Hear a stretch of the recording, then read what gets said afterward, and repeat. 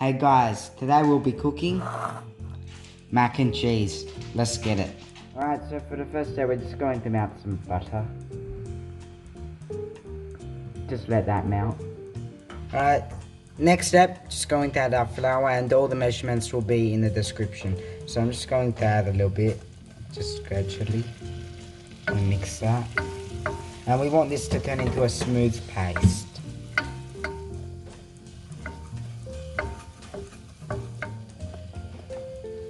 Alright, so it's meant to turn out a bit like this, a bit crumbly, you know. Now we add our milk. So we're not going to add all of it. This is 2 cups.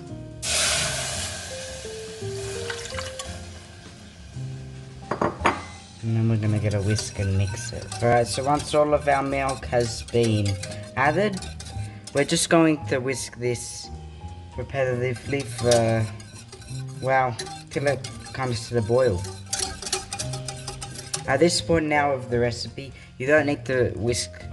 You don't need to use a whisk. You can just use a wooden spoon or something.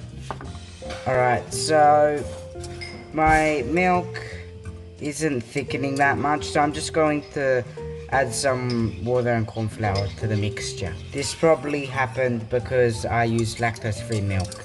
Alright, so gradually add some. Yep, and now it's just thickening a little bit more.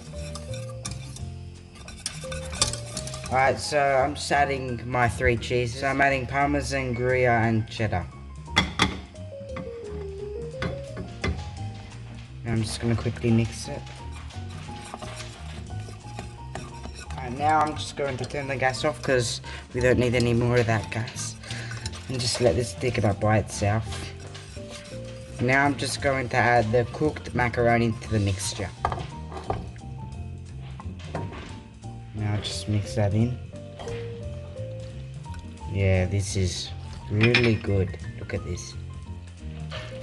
Alright, so at this point now we're just going to mix it with a wooden spoon.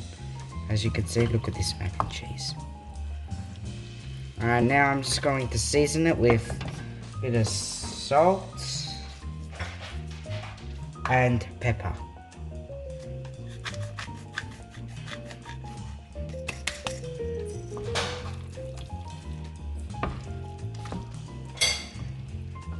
Alright, I'm going to show you the end result. Alright, this is the mac and cheese, looking delicious.